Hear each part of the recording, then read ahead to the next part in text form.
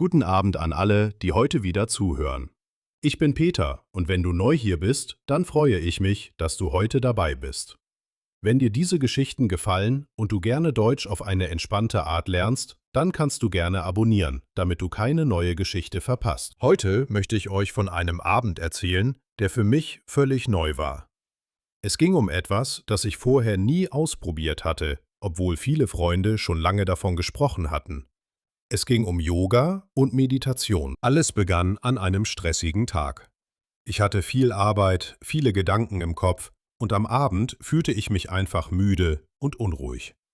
Eine Freundin hatte mir schon oft gesagt, ich solle es doch einmal mit Yoga versuchen. Sie meinte, es könnte mir helfen, ruhiger zu werden. Ich war ehrlich gesagt ein bisschen skeptisch. Ich dachte immer, Yoga sei nur für sehr flexible Menschen. Und ich bin definitely nicht die flexibelste Person der Welt. Aber an diesem Abend entschied ich mich spontan, es einfach zu probieren. Ich suchte online nach einem Studio in meiner Nähe und fand einen kleinen Kurs für Anfänger. Der Kurs sollte um 19 Uhr beginnen, also hatte ich noch genug Zeit, mich vorzubereiten. Ich zog bequeme Kleidung an, nahm eine Matte, die ich mir schnell besorgt hatte, und machte mich auf den Weg. Als ich das Studio erreichte, war ich ein wenig nervös.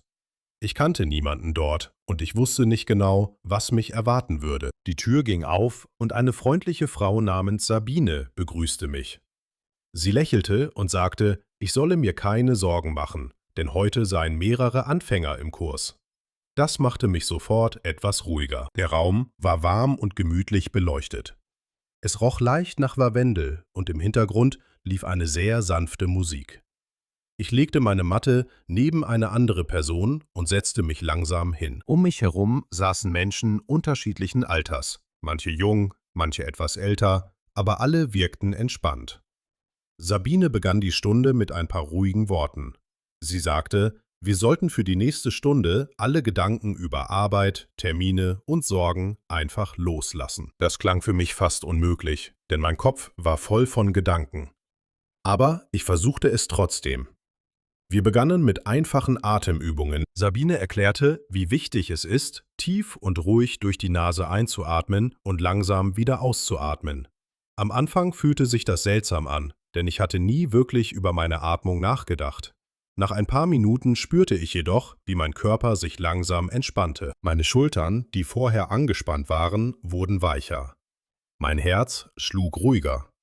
Dann begannen wir mit den ersten Körperhaltungen. Sabine zeigte uns eine einfache Position, die sie den herabschauenden Hund nannte.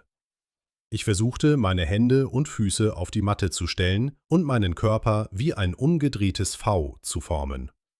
Es war nicht perfekt, aber Sabine sagte freundlich, dass es am Anfang nie perfekt sein muss. Sie sagte, Yoga sei keine Übung im Vergleichen, sondern eine Übung im Zuhören auf den eigenen Körper. Diese Worte blieben bei mir. Ich hatte vorher gedacht, Yoga bedeutet, möglichst schwierige Positionen zu machen, aber jetzt verstand ich, dass es eigentlich um etwas viel Einfacheres ging. Es ging darum, langsamer zu werden, sich selbst zu spüren und für einen Moment einfach im Hier und Jetzt zu sein. Bevor ich weiter erzähle, möchte ich kurz etwas Persönliches teilen. Während ich an diesem Abend neue Wörter über Körper und Gefühle lernte, wie Atmung, Ruhe oder Entspannung, dachte ich daran, wie hilfreich es sein kann, solchen neuen Wortschatz auch beim Deutschlernen wirklich im Gedächtnis zu behalten. Genau aus diesem Grund habe ich vor einiger Zeit meine App Camilo Fox entwickelt. In der App gibt es zu vielen Wörtern, zum Beispiel zu Gefühlen und zum Körper, ein passendes Bild, das dir hilft, dir die Bedeutung leichter zu merken. Es gibt außerdem kurze Beispielsätze, damit du die Wörter direkt im Zusammenhang siehst und du kannst mit Wiederholungen in deinem eigenen Tempo üben. Wenn du Lust hast, das einmal auszuprobieren, findest du die Links für iOS und Android in der Beschreibung. Aber jetzt zurück zu meinem ersten Yoga-Abend. Nach der ersten Position gingen wir weiter zu einer Haltung namens die Katze und die Kuh. Wir bewegten unseren Rücken langsam auf und ab, passend zu unserem Atem. Es fühlte sich überraschend gut an, besonders im unteren Rücken, der nach einem langen Tag am Schreibtisch oft verspannt war.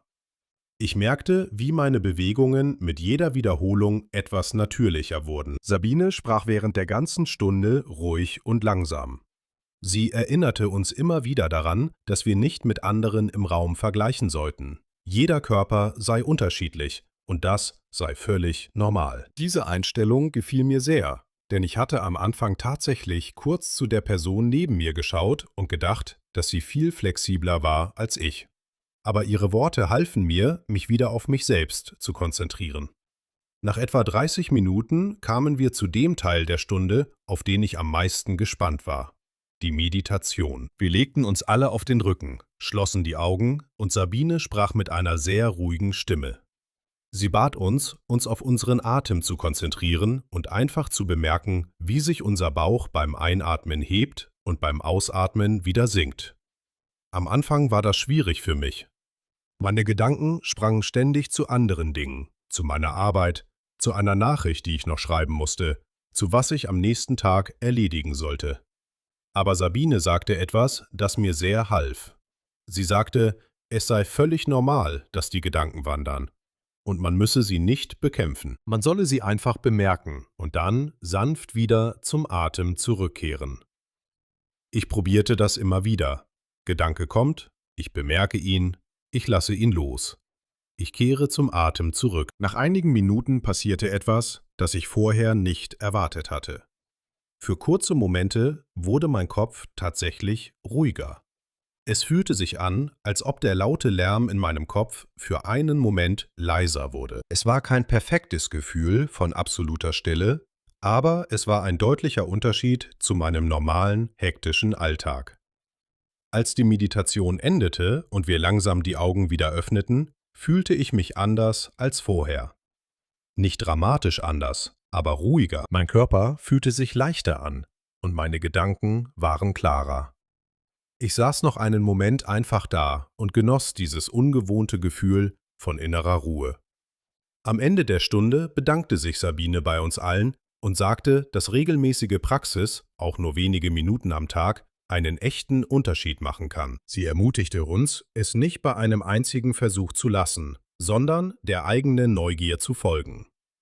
Auf dem Weg nach draußen sprach ich kurz mit der Person, die neben mir gesessen hatte. Sie erzählte mir, dass sie erst vor einem Monat mit Yoga begonnen hatte, aus ähnlichen Gründen wie ich, wegen Stress im Alltag. Wir lachten ein bisschen darüber, wie nervös wir beide am Anfang der Stunde gewesen waren, obwohl niemand im Raum uns wirklich beobachtet oder bewertet hatte. Auf dem Heimweg dachte ich viel über diesen Abend nach. Ich hatte nicht erwartet, dass eine einzige Stunde so einen Unterschied machen könnte. Natürlich war ich immer noch nicht flexibel und meine Haltungen waren sicher nicht perfekt, aber das war auch gar nicht der Punkt gewesen. Der wichtigste Teil war für mich die Erfahrung, für eine Stunde wirklich im Moment zu sein, ohne an 1000 andere Dinge zu denken. Zu Hause angekommen, machte ich mir einen warmen Tee und setzte mich einen Moment ruhig auf das Sofa. Normalerweise hätte ich sofort mein Handy genommen, um Nachrichten zu checken, aber diesmal genoss ich einfach die Stille für ein paar Minuten länger. Es war ein kleiner Moment, aber er fühlte sich bedeutungsvoll an. Ich habe mir seitdem vorgenommen, es noch einmal zu versuchen, vielleicht sogar regelmäßiger. Vielleicht wird es am Anfang nicht jeden Tag klappen, aber ich glaube, dass schon kleine Momente der Ruhe im Alltag einen echten Unterschied machen können. Besonders, wenn das Leben mal wieder hektisch wird. Ein paar Tage später ging ich tatsächlich noch einmal in dasselbe Studio. Diesmal war ich nicht mehr so nervös wie beim ersten Mal, denn ich wusste schon ungefähr, was mich erwartete. Ich erkannte sogar ein paar Gesichter aus der ersten Stunde wieder, darunter die Person, mit der ich mich nach dem letzten Kurs kurz unterhalten hatte. Wir lächelten uns an und ich fühlte mich schon ein bisschen mehr wie ein Teil der Gruppe. Diesmal begann Sabine die Stunde mit einer kurzen Frage an alle. Sie wollte wissen, wie es uns seit der letzten Stunde ergangen war und ob wir zu Hause selbst etwas geübt hatten. Ich musste ehrlich zugeben, dass ich es zu Hause noch nicht ausprobiert hatte, weil der Alltag mich wieder eingeholt hatte. Sabine lächelte nur und sagte, das sei völlig normal und dass schon der Weg zurück ins Studio ein wichtiger Schritt sei. In dieser zweiten Stunde fühlten sich die Bewegungen für mich schon etwas vertrauter an. Der herabschauende Hund war zwar immer noch nicht einfach, aber meine Arme zitterten diesmal weniger als beim ersten Mal. Ich merkte, wie sich mein Körper langsam an die neuen Bewegungen gewöhnte, auch wenn es nur die zweite Stunde war. Besonders interessant fand ich eine neue Übung, die Sabine uns zeigte, den sogenannten Baum. Dabei sollten wir auf einem Bein stehen und den anderen Fuß gegen das Standbein legen, während wir die Arme über den Kopf hoben. Ich verlor beim ersten Versuch sofort das Gleichgewicht und musste lachen. Aber Sabine sagte, dass genau dieses Lachen auch ein Teil von Yoga sei.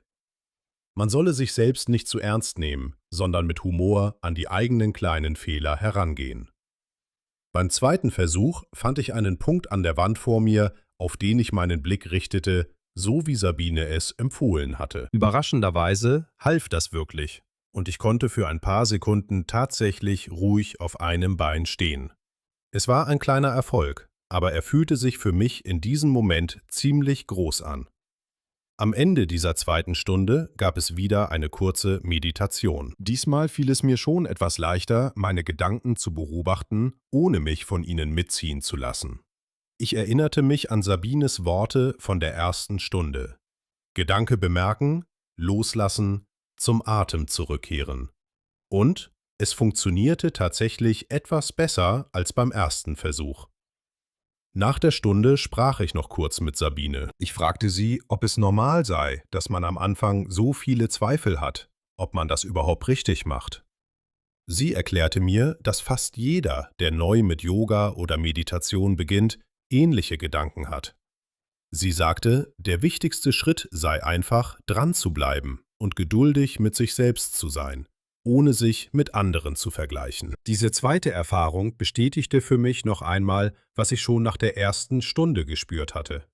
Es geht bei Yoga und Meditation nicht darum, sofort perfekt zu sein, sondern darum, sich langsam eine neue Gewohnheit aufzubauen, die dem eigenen Wohlbefinden hilft. Mit jeder Stunde fühlte ich mich ein kleines Stück vertrauter mit den Bewegungen und ruhiger mit meinen eigenen Gedanken. Diese Geschichte zeigt vielleicht auch, dass man nicht perfekt in etwas sein muss, um es zu genießen oder um daraus etwas Positives mitzunehmen. Manchmal reicht es, einfach offen für etwas Neues zu sein, auch wenn man am Anfang unsicher ist. Jetzt bin ich sehr gespannt auf eure Erfahrungen. Habt ihr schon einmal Yoga oder Meditation ausprobiert? Wie war euer erster Eindruck und was habt ihr dabei gefühlt? Oder gibt es etwas anderes, das euch hilft, nach einem stressigen Tag ruhiger zu werden? Schreibt es mir gerne in die Kommentare. Ich lese wirklich jeden Kommentar mit großem Interesse. Wenn dir diese Geschichte gefallen hat und du gerne mehr solche Geschichten hören möchtest, während du gleichzeitig dein Deutsch verbesserst, dann lasse gerne ein Like da und abonniere den Kanal, damit du die nächste Geschichte nicht verpasst. Das hilft mir wirklich sehr und motiviert mich, weiterhin neue Geschichten für euch zu schreiben. Ich wünsche euch allen einen ruhigen und schönen Abend. Passt gut auf euch auf, atmet tief durch und bis zur nächsten Geschichte. Gute Nacht.